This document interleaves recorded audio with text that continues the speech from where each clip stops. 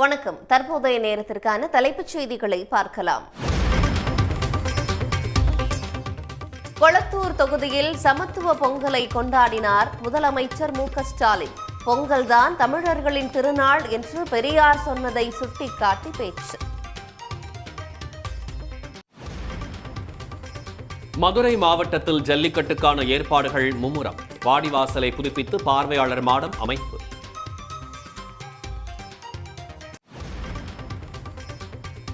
தமிழ்நாடு முழுவதும் களை கட்டுகிறது பொங்கல் கொண்டாட்டம். கல்வி நிலையங்களில் மாணவ மாணவிகள் ஆட்டம் பாட்டம். பொங்கல் பண்டிகைக்காக சொந்த ஊர்களுக்கு மக்கள் படையெடுப்பு. சென்னை அடுத்த ஊரப்பாக்கம் அருகே 5 கிலோமீட்டர் தூரத்திற்கு அணிவகுத்த வாகனங்கள்.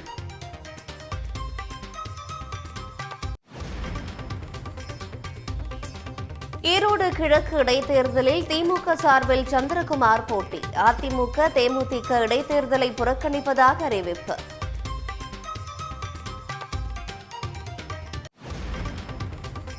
விக்கிரவாண்டியை தொடர்ந்து ஈரோடு கிழக்கு இடைத்தேர்தலையும் அதிமுக புறக்கணிப்பதால் தொண்டர்கள் அதிர்ச்சி. ஓராண்டில் சட்டமன்ற தேர்தல் நடைபெறவுள்ள நிலையில் எடப்பாடியின் முடிவு குறித்து பல்வேறு தரப்பினரும் விமர்சனம்.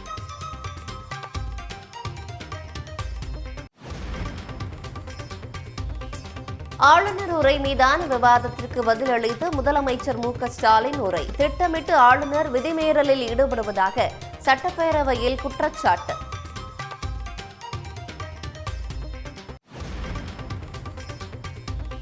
பாலியல் வழக்குகளை விசாரிக்க மதுரை, கோவை, சேலத்தில் 7 தனி சிறப்பு நீதிமன்றங்கள் அமைக்கப்படும் என முதலமைச்சர் அறிவிப்பு.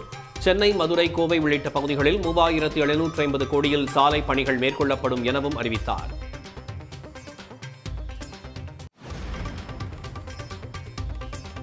பெரியாரை இழிவுபடுத்திய சீமானுக்கு அரசியல் கட்சி தலைவர்கள் கண்டனம். RSS சங் பரிவார் கும்பலில் கரைந்து போன சீமான் மூட பழக்கங்களுக்கு உயிரோட்டும் முயற்சியில் ஈடுபடுவதாக குற்றச்சாட்டு.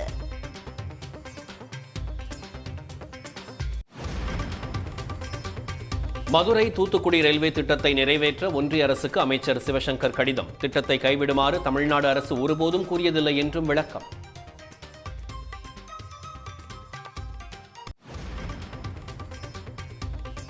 பொங்கல் பண்டிகையையொட்டி உள்நாட்டு விமான கட்டணம் பல மடங்கு அதிகரிப்பு. மதுரை, திருச்சி, கோவை செல்ல 4 மடங்கு வரை கட்டணம் உயர்ந்ததால் பயணிகள் அதிர்ச்சி.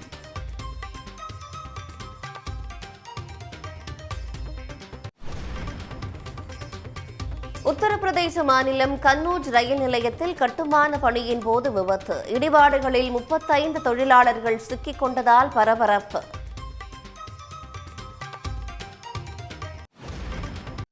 ஈரோடு கிழக்கு சட்டப்பேரவை தொகுதி இடைத்தேர்தலில் போட்டியிடும் திமுக வேட்பாளர் VC சந்திரகுமார் முதலமைச்சரை நேரில் சந்தித்து வாழ்த்து பெற்றார். ஈரோடு கிழக்கு தொகுதி MLA-வாக இருந்த காங்கிரஸ் கட்சியின் மூத்த தலைவர் EVKS இளங்கோவன் கடந்த மாதம் உயிரிழந்தார். அதைத் தொடர்ந்து பிப்ரவரி 5ஆம் தேதி இந்த தொகுதிக்கான இடைத்தேர்தல் நடைபெறும் என தேர்தல் ஆணையம் அறிவித்தது. இந்த தேர்தலுக்கான வேட்புமனு தாக்கல் வெள்ளிக்கிழமை தொடங்கியது. இடைத்தேர்தலில் மீண்டும் காங்கிரஸ் கட்சியை போட்டியிடுமா அல்லது திமுக களமிறங்குமா என குழப்பம் நீடித்து வந்தது. இந்த நிலையில் ஈரோடு கிழக்கு தொகுதி இடைத்தேர்தலில் காங்கிரசுடன் பேச்சுவார்த்தை நடத்தியதில் திமுக போட்டியிடுவது என முடிவெடுக்கப்பட்டதாக திமுக தலைவரும் முதலமைச்சருமான மு.க.ஸ்டாலின் அறிவித்தார். அதன்படி திமுக சார்பில் VC சந்திரகுமார் போட்டியிடுவார் எனவும் அதிகாரப்பூர்வமாக அறிவிக்கப்பட்டது. இதையடுத்து தலைமைச் செயலகத்தில் முதலமைச்சர் மு.க.ஸ்டாலினை சந்திரகுமார் சந்தித்து வாழ்த்து பெற்றார். அவருடன் மூத்த அமைச்சர்கள் மற்றும் ஈரோடு மாவட்ட திமுக நிர்வாகிகள் உடனிருந்தனர். தொடர்ந்து இந்தியா கூட்டணி தலைவர்களையும் அவர் சந்தித்து வாழ்த்து பெற்றார். 2011 சட்டமன்ற தேர்தலில் தேமுதிக சார்பில் ஈரோடு கிழக்கு தொகுதியில் போட்டியிட்டு வெற்றி பெற்றார். 2016 வரை அவர் MLA-வாக நீடித்த நிலையில் பின்னர் கருத்து வேறுபாடு காரணமாக தேமுதிகவிலிருந்து விலகி தன்னை திமுகவில் இணைத்துக் கொண்டார். 2016 தேர்தலில் அதே தொகுதியில் உதயசூரியன் சின்னத்தில் போட்டியிடவும் வாய்ப்பு வழங்கப்பட்டது. தற்போது திமுகவில் கொள்கை பரப்பு இணைச் செயலாளராக உள்ள VC சந்திரகுமார் காங்கிரஸ் வசம் இருந்த ஈரோடு கிழக்கு தொகுதியில் மீண்டும் களமிறங்குகிறார். ஈரோடு கிழக்கு இடைத்தேர்தலை புறக்கணிப்பதாக அதிமுக அறிவித்துள்ளது. இன்னும் ஓராண்டில் சட்டமன்ற தேர்தல் நடைபெற இருக்கும் நிலையில் இடைத்தேர்தலை புறக்கணித்ததால் அதிமுக தொண்டர்கள் ஏமாற்றமடைந்தனர். ஈரோடு கிழக்கு சட்டமன்ற தொகுதிக்கு பிப்ரவரி 5ஆம் தேதி இடைத்தேர்தல் நடைபெறவுள்ளது. இதில் போட்டியிடுவதா அல்லது புறக்கணிப்பதா என்பது குறித்து முடிவெடுக்க அதிமுக மாவட்ட செயலாளர்கள் கூட்டம் சென்னையில் உள்ள அக்கட்சியின் தலைமை அலுவலகத்தில் நடைபெற்றது. இந்த கூட்டத்தில் ஈரோடு கிழக்கு தேர்தலை புறக்கணிக்க முடிவு செய்யப்பட்டது. தேர்தல் நியாயமாக நடைபெறாது என்பதால் இடைத்தேர்தலை புறக்கணிப்பதாக அதிமுக பொதுச் செயலாளர் எடப்பாடி பழனிசாமி அறிவித்துள்ளார். கடந்த ஆண்டு நடைபெற்ற விக்கிரவாண்டி இடைத்தேர்தலை அதிமுக புறக்கணித்த நிலையில் தற்போது ஈரோடு கிழக்கு தொகுதி இடைத்தேர்தலையும் புறக்கணிப்பதாக அதிமுக சார்பில் அறிவிக்கப்பட்டுள்ளது.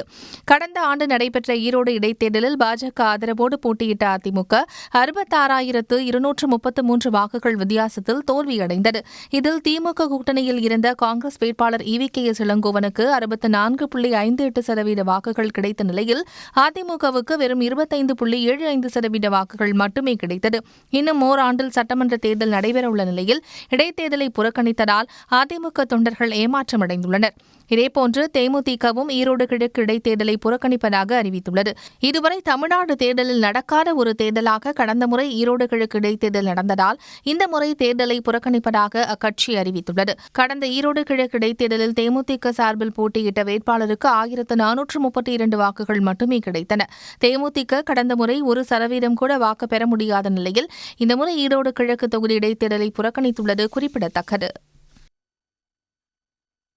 தமிழ்நாட்டின் வளர்ச்சியை ஜீரணிக்க முடியாமல் ஆளுநர் RN ரவி திட்டமிட்டு விதிமீறலில் ஈடுபட்டு வருவதாக முதலமைச்சர் மு.க.ஸ்டாலின் குற்றம் சாட்டியுள்ளார். தமிழக சட்டப்பேரவை கூட்டம் கடந்த 6ஆம் தேதி கூடியது. ஆண்டின் முதலாவது கூட்டம் என்பதால் ஆளுநர் உரையுடன் அவை நடவடிக்கைகள் தொடங்குவது வழக்கம். ஆனால் பேரவைக்கு வந்த ஆளுநர் RN ரவி யாரும் எதிர்பாராத விதமாக உரை நிகழ்த்தாமலேயே அவையில் இருந்து புறப்பட்டார். அதனைத் தொடர்ந்து பல்வேறு துறைகள் மீது விவாதங்கள் நடைபெற்றன. நிறைவாக முதலமைச்சர் மு.க.ஸ்டாலின் நிகழ்த்திய பதிலுரையில் அபத்தமான காரணங்களை கூறி சட்டமன்றத்தில் இருந்து ஆளுநர் சென்றதை சுட்டிக்காட்டினார். தமிழ்நாடு வளர்ந்து வருவதை அவரால் ஜீரணிக்க முடியவில்லை என்றும் குற்றம் சாட்டினார். அரசியலமைப்பு சட்டத்தின் பிரிவு 176 வரையறுத்துள்ள அடிப்படையில் ஆண்டின் தொடக்கத்தில் சட்டமன்றத்தில் ஆளுநர் உரையாற்றணும். அரசால் தயாரித்து வழங்கப்படுகிற உரையை அப்படியே வாசிக்கணும் என்பதுதான் நடைமுறை மரபு. ஆனால் திட்டமிட்டு விதிமீறல் செய்வதில்தான் ஆளுநர் குறியாக இருக்கிறார். பேரவை தொடங்கும் போது தமிழ்த்தாய் வாழ்த்து பாடுறதும் அவை நடவடிக்கைகள் முடியும் போது நாட்டுப்பண் ஒலிக்கிறது தான் காலங்காலமாக பின்பற்றக்கூடிய மரபு. இந்த விளக்கத்தை சொன்ன பிறகும் அவர் உரையாற்ற மறுக்கிறார், தவிர்க்கிறார். தமிழ்நாடு வளர்ந்து வர்றதை அவரால் ஜீரணிக்க முடியலைங்கிறது தான் நான் நினைக்கிறேன். தொடர்ந்து அரசு நிறைவேற்றியுள்ள பல்வேறு திட்டங்களை முதலமைச்சர் மு.க.ஸ்டாலின் பட்டியலிட்டு பெருமை தெரிவித்தார். தான் முதலமைச்சரானதும் போட்ட முதல் கையெழுத்து மகளிருக்கான கட்டணமில்லா விடியல் பயண திட்டம்தான் என்ற முதலமைச்சர், புதுமை பெண் திட்டம் மூலம் மாணவிகள் கல்லூரிக்கு வருவது அதிகரித்துள்ளது என்றார். பள்ளி குழந்தைகளுக்கு காலை உணவு திட்டம் கொண்டுவரப்பட்டுள்ள நிலையில் அந்த திட்டத்தால் குழந்தைகள் பயனடைவதை பார்க்கும்போது தனக்கு ஏற்பட்ட மகிழ்ச்சிக்கு அளவே இல்லை என்று முதலமைச்சர் தெரிவித்தார். இதன் காரணமாகவே அவர்கள் தன்னை அப்பா அப்பா என்று வாய் நிறைய அழைப்பதாக குறிப்பிட்ட போது கண்கலங்கினார். தமிழ்நாடு மாணவ மாணவிகள் என்னை அப்பா அப்பான்னு வாய் நிறைய அழைக்கும் போது அளவில்லா மகிழ்ச்சி அடைகிறேன். ஏன்னா இந்த பாச உணர்வு தான் முக்கியம்.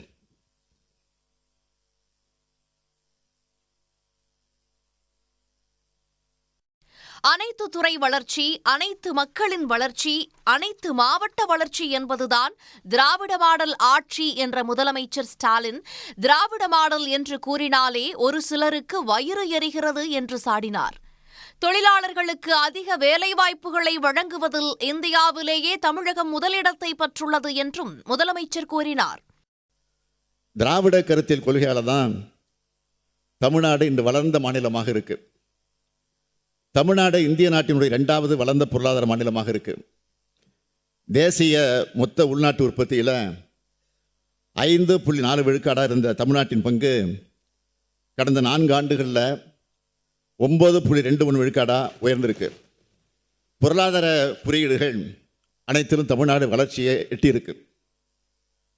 வறுமை குறியீடுகளில் இந்தியாவின் சராசரி விழுக்காடு என்பது 14.96 இருக்கும்போது தமிழ்நாட்டின் சராசரி 2.2 விழுக்காடாக இருக்கு.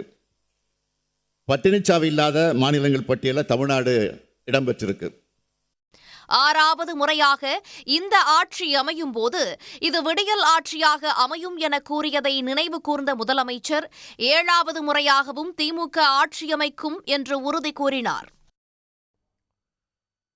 பாலியல் வழக்குகளை விசாரிக்க சென்னை, மதுரை, கோவை உள்ளிட்ட நகரங்களில் 7 தனி சிறப்பு நீதிமன்றங்கள் அமைக்கப்படும் என்று சட்டப்பேரவையில் முதலமைச்சர் மு.க.ஸ்டாலின் அறிவித்தார்.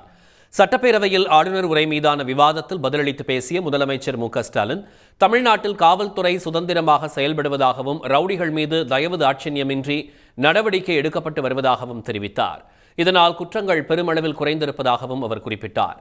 அரசியல் சார்ந்த கொலைகள், சாதிய கொலைகள், மத ரீதியான கொலைகள், ரவுடி கொலைகள் திமுக ஆட்சியில் தொடக்கத்திலேயே கிள்ளி எறியப்பட்டதாக அவர் கூறினார்.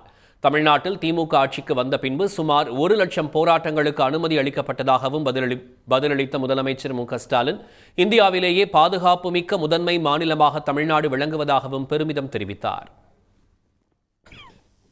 பெண்களுக்கு எதிரான பாலியல் குற்ற வழக்குகளை விசாரிக்க மதுரை, திருநெல்வேலி, கோயம்புத்தூர், சேலம், திருச்சி, சென்னை மற்றும் சென்னையின் சுற்றுப்புற பகுதிகளில் 7 தனி சிறப்பு நீதிமன்றங்கள் புதுசாக அமைக்கப்படும்.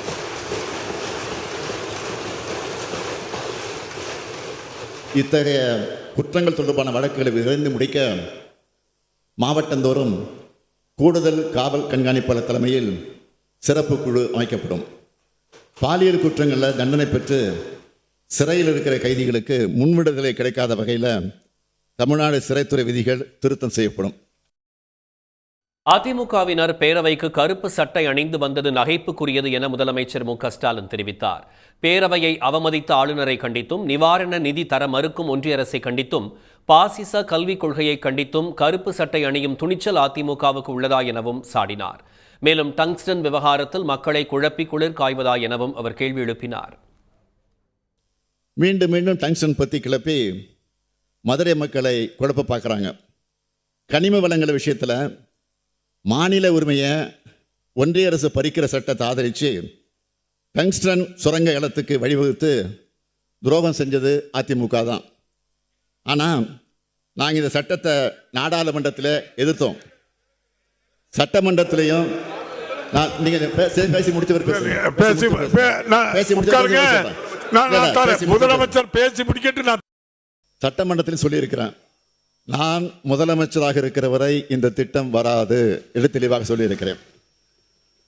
அதையும் மீறி அதையும் தாண்டி சொன்னேன், அப்படி வந்தால் இந்த பதவியில் நான் இருக்க மாட்டேன் அப்படின்னு இறுதியாக சொல்லியிருக்கிறேன். இதற்கு பிறகு மக்களை குழப்பி அதில் குளிர் காய வேண்டாம் என்று குளிர் காய்ந்து கொண்டிருக்கிறவர்களுக்கு மட்டும் இதை சொல்கிறேன். தொடர்ந்து பேசிய முதலமைச்சர் மு.க.ஸ்டாலின், தமிழ்நாடு இந்தியாவின் 2வது வளர்ந்த பொருளாதார மாநிலமாக உள்ளதாக தெரிவித்தார். நாட்டின் மொத்த பெண் தொழிலாளர்களில் 41 விழுக்காடு பெண்கள் தமிழ்நாட்டில் உள்ளதாக குறிப்பிட்டவர், இந்தியாவிலேயே தொழில் நிறுவனங்கள் வருவதில் தமிழ்நாடு முதலிடம் பெற்றுள்ளதாக கூறினார். பட்டினி சாவில்லாத மாநிலங்களில் தமிழ்நாடு இடம்பெற்றுள்ளதாகவும் முதலமைச்சர் மு.க.ஸ்டாலின் தெரிவித்தார். தமிழ்நாடு முழுவதும் கல்வி நிறுவனங்களில் சமத்துவ பொங்கல் விழாவை மாணவ மாணவிகள் உற்சாகமாக கொண்டாடி மகிழ்ந்தனர். தமிழர் திருநாளான பொங்கல் பண்டிகை கோலாகலமாக கொண்டாடப்பட உள்ள நிலையில் கல்வி நிலையங்களில் சமத்துவ பொங்கல் விழா களை கட்டியது. கடலூரில் கல்லூரி மாணவிகள் கிராமத்து பாணியில் பொங்கல் பண்டிகையை கொண்டாடி மகிழ்ந்தனர். மண்பானையில் பொங்கலிட்டு பொங்கலோ பொங்கல் என முழக்கமிட்ட மாணவிகள் இயற்கையை வணங்கி நன்றி தெரிவித்தனர். ஆட்டம் பாட்டத்துடன் மாணவிகள் கொண்டாடிய பொங்கல் விழாவில் ஆசிரியர்களும் கலந்து கொண்டு விழாவை சிறப்பித்தனர்.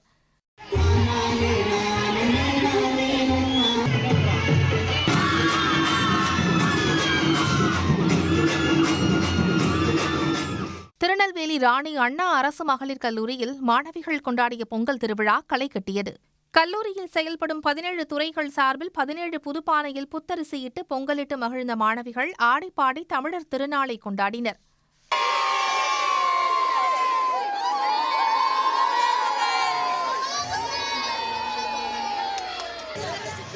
ரொம்ப செலிப்ரேஷனாக இந்த இயர் நடந்துட்டு இருக்கு. டிஜேலாம் வச்சு மேம் செட்டப் செம்மையாக பண்ணியிருக்காங்க. ரொம்ப நல்லா இருக்கு. நாங்கள் காலையில் வந்ததுலேருந்து பொங்கல் பானை எல்லாம் வச்சு இந்த இயர் வந்து ஒரு நியூ எக்ஸ்பீரியன்ஸாக இருக்குது. ரொம்ப நல்லா இருக்கு. அனைவருக்கும் இனிய ஹாப்பி பொங்கல். மண்பானையில் பித்தாளை பானையில் நாங்கள் வந்து பாரம்பரியமாக இருக்கக்கூடிய அந்த முறைகளை பயன்படுத்தி நாங்கள் பொங்கல் கொண்டாடிட்டு இருக்கோம். இங்கே எல்லாருமே ஜாதி மதம் வேறுபாடு இல்லாமல் எல்லாருமே சேர்ந்து சமத்துவ பொங்கலாக நாங்கள் கொண்டாடிக்கிட்டு இருக்கோம். இங்கே எங்களுக்கு இது வந்து இந்த வாட்டி ரொம்ப திருவிழா மாதிரி காணப்படுது எங்கள் காலேஜ். விழுப்புரத்தில் அறிஞர் அண்ணா அரசு கலைக்கல்லூரியில் நடைபெற்ற பொங்கல் விழாவில் மாணவ மாணவிகள் உற்சாகமாக நடனமாடி மகிழ்ந்தனர். பாரம்பரிய உடையுடன் பங்கேற்ற மாணவர்கள் புதுப்பானையில் பொங்கலிட்டு இயற்கைக்கு நன்றி தெரிவித்தனர்.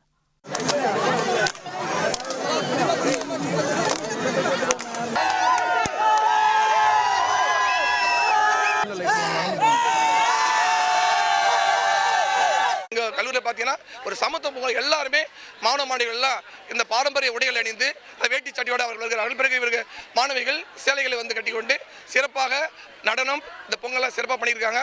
ரொம்ப மகிழ்ச்சியாக இருக்கு. நாங்கள் ரொம்ப ஹாப்பியாக பொங்கல் வச்சுட்டு கொண்டாடிட்டு இருக்கோம். எல்லாருக்கும் ஹாப்பி பொங்கல். திருவண்ணாமலை அடுத்த வேடியப்பனூரில் உள்ள பள்ளியில் பொங்கல் விழா வெகு விமரிசையாக கொண்டாடப்பட்டது.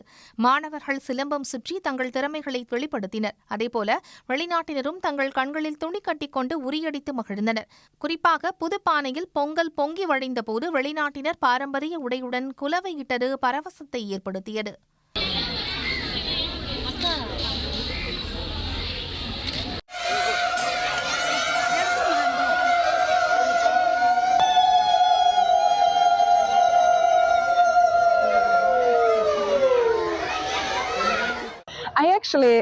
Sometimes when you put on a dress from another culture, you can feel like you're wearing a costume, but I don't. I feel like I'm a flower. It was great. I'm happy that we happened to be here during this Pongal festival. It's been amazing to be able to take part of this and having people explain what it is for. I understood it was a harvest festival. கல்வி நிறுவனங்களில் சமத்துவ பொங்கலை கொண்டாடி மகிழ்ந்த மாணவர்கள் தங்களது வீடுகளிலும் பொங்கலை சிறப்பாக கொண்டாட தயாராகி வருகின்றனர். பொங்கல் பண்டிகையொட்டி தமிழ்நாடு முழுவதும் கடை வீதிகளில் விற்பனை களை கட்டியுள்ளது. தமிழர் திருநாளான பொங்கல் திருவிழாவை கோலாகலமாக கொண்டாடுவதற்கு மக்கள் தயாராகி வருகின்றனர். வரும் 14ஆம் தேதி தைப்பொங்கலாகவும் 15ஆம் தேதி மாட்டுப் பொங்கலாகவும் 16ஆம் தேதி காணும் பொங்கலாகவும் மக்கள் கொண்டாட உள்ளனர். இதையொட்டி கடை வீதிகளுக்கு படையெடுக்கும் மக்கள் புதுப்பானை, மஞ்சள் கொத்து, செங்கரும்பு, காய்கறிகள் உள்ளிட்டவற்றை வாங்கிச் செல்கின்றனர். அரியலூரில் கடைத்தெருவில் விற்பனை களை கட்டியிருப்பதால் மக்களின் பாதுகாப்பிற்காக போலீசார் பணியில் ஈடுபட்டிருக்கிறார்கள். எப்பவுமே 400 500 போகக்கூடிய நாட்டுத்தாரு இன்னைக்கு 600 650 தூத்துக்குடி மார்க்கெட் ஏல போயிட்டு இருக்கு. அதே மாதிரி சக்கை எடுத்துக்கிட்டாலுமே சக்கை தான் இன்னைக்கு மார்க்கெட் கூட கிலோ வந்து 20 ரூபா ரேட்டுக்கு தூத்துக்குடி ஏலம் இருக்கு. அதாவது சாதாரண நல்ல காய் வந்து 600 ரூபா முடியாது தூத்துக்குடி மார்க்கெட்ல ஏலம் இருக்கு.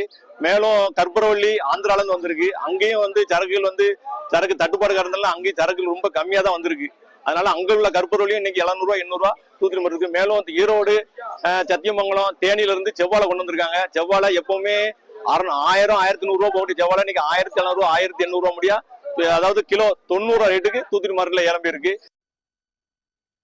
பொங்கல் பண்டிகையையொட்டி தூத்துக்குடி காய்கறி சந்தையில் வாழைத்தார்கள் விலை கடுமையாக உயர்ந்துள்ளது. மழை பாதிப்பு காரணமாக விளைச்சல் பாதித்து வரத்து குறைந்ததால் வாழைத்தாரின் விலை 2 மடங்கு வரை அதிகரித்துள்ளதாக வியாபாரிகள் தெரிவிக்கின்றனர். செவ்வாழைத்தார் 1800 ரூபாய் முதல் 2000 ரூபாய் வரையும், நாட்டுத்தார் 400 ரூபாயிலிருந்து 600 ரூபாய் வரையும், கற்பூரவல்லி, பூலான் சுண்டு, பச்சை ஆகிய தார்கள் 600 முதல் 800 ரூபாய் வரையும் விற்பனையாகிறது. பொங்கல் பண்டிகையையொட்டி மதுரை மாவட்டத்தில் பிரசித்தி பெற்ற அவனியாபுரம், பாலமேடு, அலங்காநல்லூர் ஜல்லிக்கட்டு போட்டிகளை நடத்துவதற்கான முன்னேற்பாடுகள் தீவிரமடைந்துள்ளன. தமிழர்களின் வீரத்தை பறைசாற்றும் வகையில் மதுரை மாவட்டத்தில் ஆண்டுதோறும் ஜல்லிக்கட்டு போட்டிகள் நடத்தப்படுவது வழக்கம். அதன்படி வரும் 14ஆம் தேதி அவனியாபுரத்திலும், 15ஆம் தேதி பாலமேட்டிலும், 16ஆம் தேதி அலங்காநல்லூரிலும் ஜல்லிக்கட்டு போட்டிகள் வெகு விமரிசையாக நடைபெற உள்ளன. இதையொட்டி ஜல்லிக்கட்டின் போது காளைகளை அவிழ்த்துவிடும் வாடிவாசல் புது பொலிவு பெற்று பூஜைகளும் நடைபெற்றன. இதேபோல பார்வையாளர் மாடமும் 2 அடுக்கு பாதுகாப்பு வேலியுடன் அமைக்கப்பட்டு வருகின்றன. அனைத்து பணிகளையும் அரசின் சட்டத்திற்கு உட்பட்டும் மாண்பு வணிகர் மற்றும் பத்திரிகை அவர்களின் வழிகாட்டின்படியும் மாவட்ட ஆட்சித்தலைவர் அவர்களின் ஆலோசனைப்படியும் பாலமெடுக்கிற மாவட்ட மடத்து கமிட்டி தலைவர் மச்சர் அவர்கள் தலைமையிலும் இந்த நிர்வாக கமிட்டியும் பேரரசு நிர்வாகம் இணைந்து அதற்கான அனைத்து பணிகளுமே செயல்படுத்தி கொண்டிருக்கின்றோம். போட்டியில் பங்கு பெறும் காளைகளும் சரி வீரர்களும் சரி இந்த ஆண்டு அவர்கள் சிறப்பான பரிசு பொருட்கள் தர இருக்கின்றோம். வரக்கூடிய பொதுமக்களுக்கும் சரி அனைவருக்கும் அவர்கள் குடிநீர் வசதி, கழிப்பற வசதி, காலைகளுக்கு உணவு, அனைத்து ஏற்பாடுகளுமே இந்த ஆண்டு சிறப்பாக செயல்பட்டு உள்ளது. வாடிவாசலில் ஜல்லிக்கட்டு காளைகளை அதன் உரிமையாளர்கள் அழைத்துச் செல்லும் வகையில் கலெக்ஷன் பாயிண்ட் உள்ளிட்ட இடங்களில் தடுப்பு வேலிகள் அமைக்கப்பட்டிருக்கின்றன. ஜல்லிக்கட்டு போட்டிக்கான முன்னேற்பாடுகள் தீவிரமடைந்திருப்பதால் மதுரை மாவட்டத்தில் ஜல்லிக்கட்டு சீசன் களை கட்டியுள்ளது. பெரியார் குறித்து அவதூறாக பேசிய சீமானுக்கு எதிர்க்கட்சித் தலைவர் எடப்பாடி பழனிசாமி உள்ளிட்ட அரசியல் கட்சித் தலைவர்கள் கடும் கண்டனம் தெரிவித்துள்ளனர். சீமானை கண்டித்து மதிமுக பொதுச் செயலாளர் வைகோ வெளியிட்ட அறிக்கையில் சீமானின் பேச்சு சமூகத்தில் பதற்றம் ஏற்படுத்தும் வகையில் இருப்பதாக குறிப்பிட்டுள்ளார். நாகரிக அரசியலை விரும்புகிற அனைவரும் இத்தகைய தீய சக்திகளுக்கு தக்க பாடம் புகட்ட வேண்டும் என்றும் தெரிவித்துள்ளார். சீமானின் அவதூறு பேச்சை ஏற்க முடியாது என அதிமுக பொதுச் செயலாளர் எடப்பாடி பழனிசாமி கண்டனம் தெரிவித்துள்ளார். ஒரு இறந்த பெருந்தலைவரை பற்றி அவதூறாக பேசுவது ஏற்றுக்கொள்ள முடியாது. இன்றைக்கு அவர் வாழ்ந்த காலம், பாமர மக்களுக்கு அவரால் ஏற்பட்ட நன்மைகள் ஏராளம். அந்த காலகட்டத்தில் தாழ்த்தப்பட்ட, ஒடுக்கப்பட்ட ஏழைகள், பின்தங்கியவர்களுக்கு பெரியார் போல் இருக்கின்ற காரணத்தினால்தான் ஏற்றம் பெற்றார்கள். அதையெல்லாம் மறக்கக்கூடாது. யாராக இருந்தாலும் அந்த தலைவர்களை அவதூறாக பேசுவது, விமர்சனவது ஏற்றுக்கொள்ள முடியாது, சரியல்ல. பாமக தலைவர் அன்புமணி ராமதாஸ் வெளியிட்ட அறிக்கையில் தந்தை பெரியாரின் புகழ் வெளிச்சத்தை அரைக்குறை அவதூறால் மறைக்க முடியாது என்று சீமானை கடுமையாக விமர்சித்துள்ளார். பெரியாரின் கொள்கைகளில் உடன்பாடு இல்லாதவர்கள் அவரை கொள்கை ரீதியாக விமர்சிக்கலாம், மாறாக அவர் மீது அவதூறு பரப்புவதை அனுமதிக்க முடியாது என்று குறிப்பிட்டுள்ளார். பெரியாரை இழிவுபடுத்தி பேசிய சீமானுக்கு இந்திய கம்யூனிஸ்ட் கட்சி கண்டனம் தெரிவித்துள்ளது. அக்கட்சியின் மாநில செயலாளர் முத்தரசன் வெளியிட்ட அறிக்கையில் தமிழ் மொழிக்கும் தமிழர் நலனுக்கும் வாழ்நாள் முழுவதும் இடைவிடாது இயங்கி வந்தவர் பெரியார் என்று தெரிவித்துள்ளார். திருமாவளவன், துரை வைகோ உள்ளிட்டோரும் கண்டனம் தெரிவித்துள்ளனர். இந்து மதம் பின்பற்றக்கூடிய அல்லது கற்பித்திருக்கக்கூடிய உறவு முறைகளில் புனிதம் ஏற்றப்பட்டிருக்கிறது, அப்படி சொல்லப்படுகிற அந்த கருத்தியல் விமர்சனத்திற்குரியது என்கிற அந்த பார்வைதான் பெரியாரின் பார்வை. அவர் எந்த இடத்திலும் இன்றைக்கு நடைமுறையில் இருக்கிற ஒழுக்கங்களுக்கு எதிராக எல்லோரும் மீறி செயல்பட வேண்டும், வரம்பு மீறி செயல்பட வேண்டும் என்று அவர் வழிகாட்டவில்லை. ஆகவே அவர் மீது ஆதாரமில்லாத அவதூறு பரப்புவது வன்மையான கண்டனத்திற்குரியது. தமிழ் தேசியம் பேசுறவங்க தந்தை பெரியார் கொச்சைப்படுத்துறது ரொம்ப வேதனையான விஷயம். தமிழகம் முழுவதும் திராவிட இயக்கங்கள் இதை கண்டிச்சிருக்கிறாங்க. கிட்டத்தட்ட 60க்கும் மேற்பட்டவங்க நீங்க காவல்துறையில புகார் கொடுத்திருக்கிறாங்க. இது ஒரு மிகவும் வருத்தம் அளிக்கக்கூடிய ஒரு விஷயம் தான்.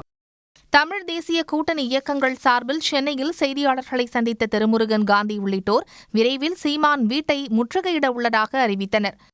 திருச்செங்கோடு அருகே ஆதித்தமிழர் பேரவை அமைப்பினர் நடத்திய ஆர்ப்பாட்டத்தில் சீமானின் உருவ பொம்மை எரிக்கப்பட்டது. கோவை மாவட்டம் அன்னூரில் தந்தை பெரியார் திராவிடக் கழகம் சார்பில் ஆர்ப்பாட்டம் நடைபெற்றது. தமிழ்நாடு முழுவதும் சீமான் மீது காவல் நிலையங்களில் இதுவரை 70 வழக்குகள் பதிவு செய்யப்பட்டுள்ளன. புதுச்சேரியில் உருளையன்பேட்டை காவல் நிலையத்தில் எதிர்க்கட்சித் தலைவர் சிவா தலைமையில் சென்ற திமுகவினர் சீமான் மீது புகார் அளித்தனர். பொள்ளாச்சி பாலியல் சம்பவத்தில் முதலமைச்சர் வழங்கிய ஆதாரமே உண்மை என்று சபாநாயகர் அப்பாவு தீர்ப்பு வழங்கினார். இதன் மூலம் எடப்பாடி பழனிசாமி சட்டப்பேரவையில் தவறான தகவல் வழங்கியது உறுதியாகியுள்ளது. பொள்ளாச்சி பாலியல் சம்பவம் தொடர்பாக சட்டப்பேரவையில் முதலமைச்சர் எதிர்க்கட்சித் தலைவர் இடையே காரசார வாதம் ஏற்பட்டது. 12 நாட்களுக்கு பிறகே வழக்கு பதிவு செய்யப்பட்டது என்று முதலமைச்சர் மு.க.ஸ்டாலினும் 24 மணி நேரத்தில் 3 குற்றவாளிகள் கைது செய்யப்பட்டதாக எடப்பாடி பழனிசாமியும் தெரிவித்தனர். இதில் யார் சொன்னது சரி என்பதில் அவையில் கடும் வாதம் ஏற்பட்டபோது இருவரும் மாறி மாறி சவால் விட்டனர்.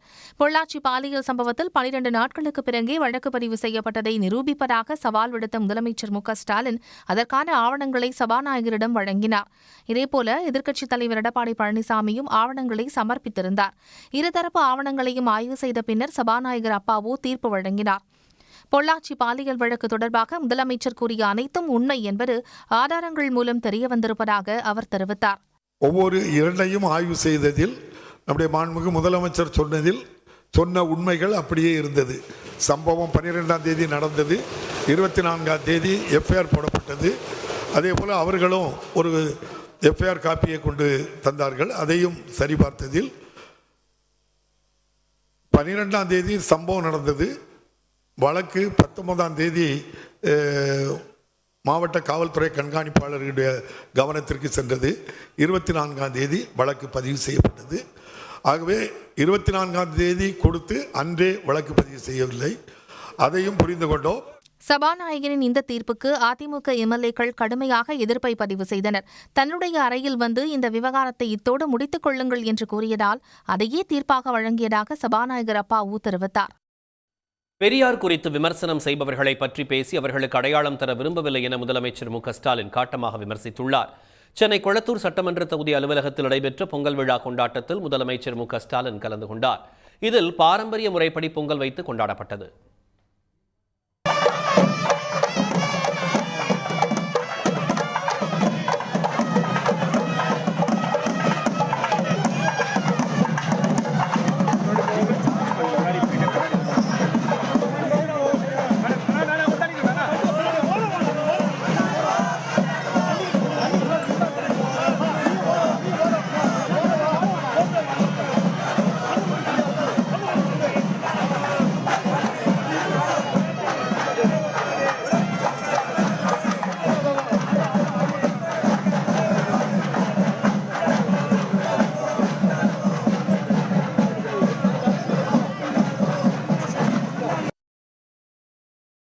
இதைத் தொடர்ந்து கொளத்தூர் தொகுதியில் முதலமைச்சர் மு.க.ஸ்டாலினால் தொடங்கி வைக்கப்பட்ட அனிதா அகாடமி பயிற்சி கூடத்தில் பயின்றவர்களுக்கு பரிசு தொகுப்புகளை முதலமைச்சர் வழங்கினார்.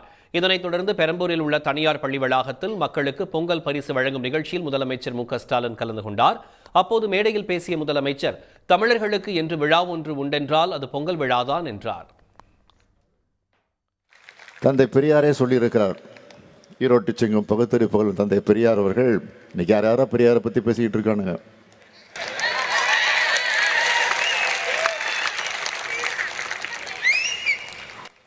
ஆக அப்படிப்பட்ட பெரியாரை பற்றி பேசக்கூடியவர்களெல்லாம் விமர்சனம் செய்து பேசக்கூடியவர்களெல்லாம் பேசி நான் அவங்களுக்கு அடையாளம் காட்ட விரும்பலை.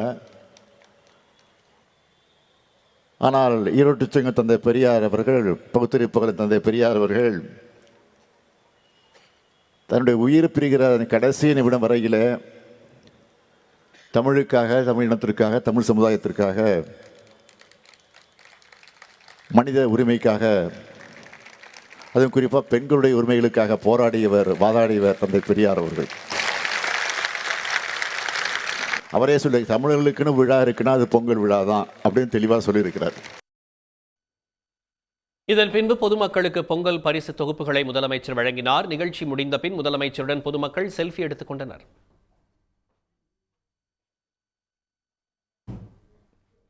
புதிய தலைமை தேர்தல் ஆணையர் தேர்வில் இதுவரை இல்லாத நடைமுறையாக தேர்தல் ஆணையராக இல்லாதவர்கள் பெயரையும் ஒன்றிய அரசு பரிசீலிக்க உள்ளதாக தகவல் வெளியாகியுள்ளது. இந்திய தேர்தல் ஆணையத்தின் தற்போதைய தலைமை ஆணையராக ராஜீவ்குமார் உள்ளார்.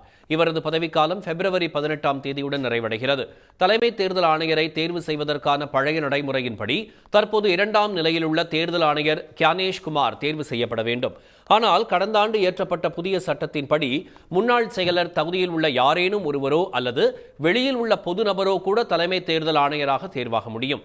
தலைமை தேர்தல் ஆணையர் நியமன நடைமுறையில் ஒன்றிய அரசின் ஏகபோக அதிகாரத்தை குறைக்க மூவர் குழுவை அமைக்குமாறு உச்சநீதிமன்றம் உத்தரவிட்டது. ஆனால் அந்த மூவர் குழுவில் தலைமை நீதிபதிக்கு பதிலாக கேபினெட் அமைச்சரை உள்ளடக்கி கடந்த ஆண்டு ஒன்றிய அரசு சட்டம் இயற்றியது. இந்த சட்டத்தின்படியே புதிய தலைமை தேர்தல் ஆணையர் தேர்வு செய்யப்பட இருக்கிறார். சட்டத்துறை அமைச்சர் தலைமையில் அமைக்கப்பட உள்ள தேர்தல் குழுவினர் 5 பெயர்களை தேர்வு குழுவுக்கு முன்பு வைக்க உள்ளனர். பிரதமர், மக்களவை எதிர்க்கட்சித் தலைவர் மற்றும் கேபினெட் அமைச்சரை கொண்ட மூவர் தேர்வு குழு அடுத்த தலைமை தேர்தல் ஆணையரை தேர்வு செய்ய இருக்கிறது. பரிந்துரைக்கப்படும் 5 பேரையும் தாண்டி வெளியே உள்ள பொதுநபர் ஒருவர் கூட அந்த பதவிக்கு தேர்வு செய்யப்பட புதிய சட்டம் வகை செய்கிறது. இதற்கு எதிர்ப்பு தெரிவித்துள்ள தேர்தல் நிபுணர்கள், இந்த புதிய சட்ட நடைமுறை தேர்தல் ஆணையத்தின் நம்பகத்தன்மையை சீர்குலைக்கும் வகையில் அதன் அமைப்பு முறையை பாதிக்கலாம் என்று எச்சரிக்கின்றனர். மதுரை தூத்துக்குடி இடையிலான ரயில்வே திட்டம் கைவிடப்பட்டதற்கு தமிழ்நாடு அரசுதான் காரணம் என்று ஒன்றிய அமைச்சர் கூறியுள்ள குற்றச்சாட்டை தமிழ்நாடு அரசு திட்டவட்டமாக மறுத்துள்ளது. சென்னை வந்திருந்த ஒன்றிய ரயில்வே துறை அமைச்சர் அஸ்வினி வைஷ்ணவ் மதுரை தூத்துக்குடி புதிய ரயில் பாதை திட்டம் குறித்து விளக்கமளித்தார். இந்த திட்டம் கைவிடப்பட்டதற்கு தமிழ்நாடு அரசின் ஒத்துழைப்பு இல்லாததே காரணம் என்று அவர் குற்றம் சாட்டியிருந்தார். இந்த திட்டம் வேண்டாம் என கூறி தமிழ்நாடு அரசிடமிருந்து எழுத்துப்பூர்வமாக கடிதம் அனுப்பப்பட்டதாகவும் இதனால் இந்த திட்டம் முழுமையாக கைவிடப்பட்டதாகவும் தெரிவித்திருந்தார். because the state government gave it in writing that they don't want this project. Basically, government said that they don't want, state government, so that's why. Railway துறை அமைச்சர் அஸ்வினி வைஷ்ணவ் குற்றச்சாட்டுக்கு தமிழ்நாடு அரசு மறுப்பு தெரிவித்துள்ளது. போக்குவரத்து துறை அமைச்சர் எஸ் சிவசங்கர் வெளியிட்டுள்ள அறிக்கையில் ரயில்வே திட்டத்தை கைவிடுமாறு தமிழ்நாடு அரசு ஒருபோதும் கூறவில்லை என்று தெரிவித்தார். தமிழ்நாட்டுக்கான திட்டம் என்றாலே ஓர வஞ்சனையுடன் பார்த்து புறக்கணிக்கும் மனப்பான்மையில் ஒன்றிய அரசு செயல்படலாமா என்று அவர் கேள்வி எழுப்பினார். ரயில்வே திட்டங்களுக்கு நிதி ஒதுக்கீடு செய்யுமாறு கேட்டு முதலமைச்சர் கடிதம் எழுதிய நிலையில் திட்டத்தை தமிழ்நாடு அரசு வேண்டாம் என்று கூறிவிட்டது என ஒன்றிய அமைச்சர் பொறுப்பற்ற முறையில் பேசலாமா என்று கேள்வி எழுப்பினார். மதுரை தூத்துக்குடி ரயில்வே திட்டத்திற்கு நிதி கேட்டு 3 முறை கடிதம் அனுப்பியும் இதுவரை தென்னக ரயில்வே பதில் அளிக்காதது ரயில்வே அமைச்சருக்கு தெரியுமா என்றும் அமைச்சர் சிவசங்கர் கேள்வி எழுப்பியிருக்கிறார். உடனடியாக நிதி ஒதுக்கீடு செய்து மதுரை தூத்துக்குடி ரயில் பாதை திட்டத்தை நிறைவேற்ற வேண்டும் என அவர் வலியுறுத்தினார். சிதம்பரம் நடராஜர் கோயிலில் ஆருத்ரா விழா தேரோட்டம் நாளையும் நாளை மறுநாள் ஆருத்ரா தரிசனமும் நடைபெற உள்ளது. இதையொட்டி பூஜை இல்லாத நேரங்களில் கனகசபை மீது ஏறி தரிசனம் செய்ய பக்தர்கள் அனுமதிக்கப்பட்டனர். சிதம்பரம் நடராஜர் கோயில் தேரோட்டத்துக்கு முதல் நாள் கனகசபை மீது ஏறி பக்தர்கள் தரிசனம் செய்ய அனுமதிக்க வேண்டும் என கோரிக்கை எழுந்தது. இல்லாவிட்டால் கனகசபை அருகே முற்றுகை போராட்டம் நடத்தப்படும் என தெய்வீக பக்தர்கள் பேரவை அறிவித்திருந்தது. இதனால் அங்கு பரபரப்பும் பதற்றமும் ஏற்பட்ட நிலையில் நடராஜர் கோயிலில் பக்தர்கள் வழக்கம் போல் சுவாமி தரிசனம் செய்தனர். மேலும் பிரச்சனை ஏற்படாமல் இருக்க போலீஸ் பாதுகாப்பும் போடப்பட்டது. இதற்கிடையே தெய்வீக பக்தர்கள் பேரவை நிறுவன தலைவர் ஜெமினி ராதா மற்றும் நிர்வாகிகள் கனகசபை மீது ஏறி சுவாமி தரிசனம் செய்தனர்.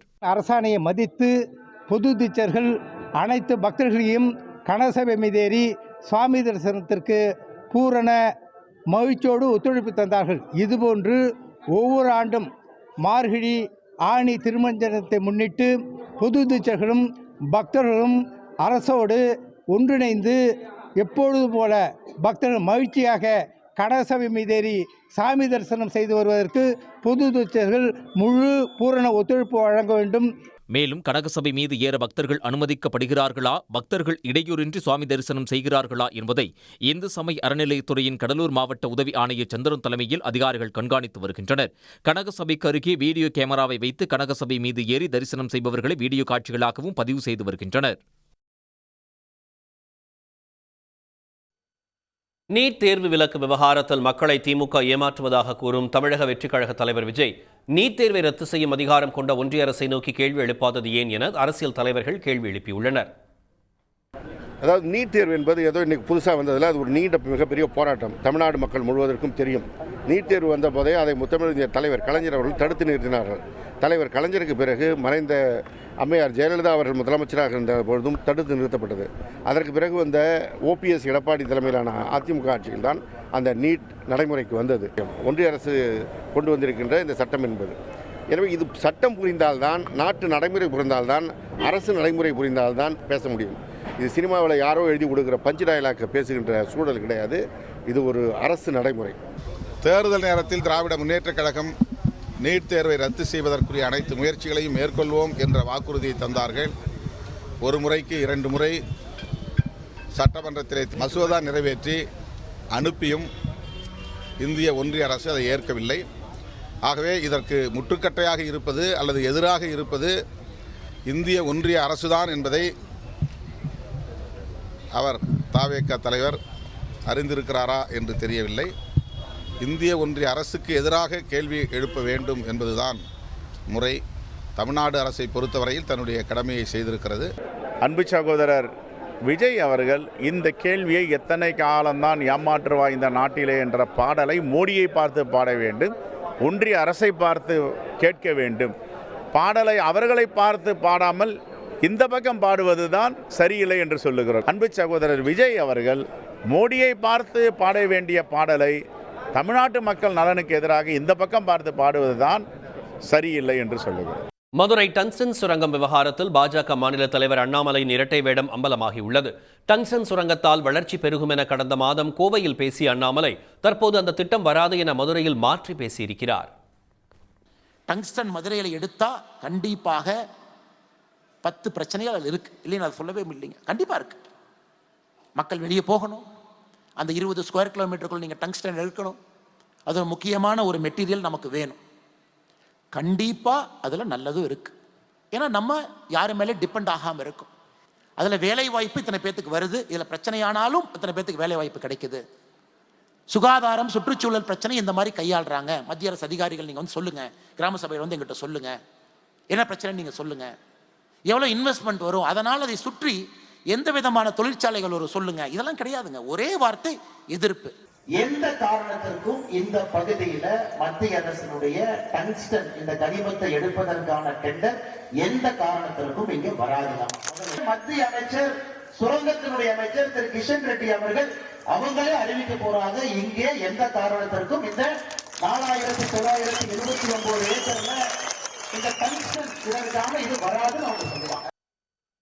ஈரோடு கிழக்கு தொகுதி இடைத்தேர்தலில் திமுக போட்டியிடுவதில் எந்த கருத்து முரண்பாடும் இல்லை என தமிழ்நாடு காங்கிரஸ் தலைவர் செல்வ பெருந்தகை தெளிவுபடுத்தியுள்ளார். திமுக வேட்பாளர் சந்திரகுமார் வெற்றி பெற காங்கிரஸ் கட்சி கடுமையாக உழைக்கும் என்றும் அவர் உறுதியளித்தார். 26க்கு ஒரு மிகப்பெரிய வெற்றி பெற வேண்டிய காலத்தின் கட்டாயத்தில் இருக்கிறோம் என்ற அடிப்படையில் மனமும் வந்து அகில இந்திய காங்கிரஸ் கமிட்டி தலைவர்களும் தமிழ்நாடை சார்ந்த தமிழ்நாடு காங்கிரஸ் கமிட்டியும் சேர்ந்து முடிவெடுத்து இந்த 10 மாதத்திற்கான இடைத்தேர்தல், இந்த 10 மாதத்திற்கான இடைத்தேர்தல் திராவிட முன்னேற்ற கழக வேட்பாளர் நிற்க வேண்டும். அவர்கள் கேட்டுக்கொண்டது பேரில் நாங்கள் அதை கொடுத்திருக்கிறோம். அவ்வளவுதான். இதில் எந்த கருத்து முரண்பாடும் கிடையாது.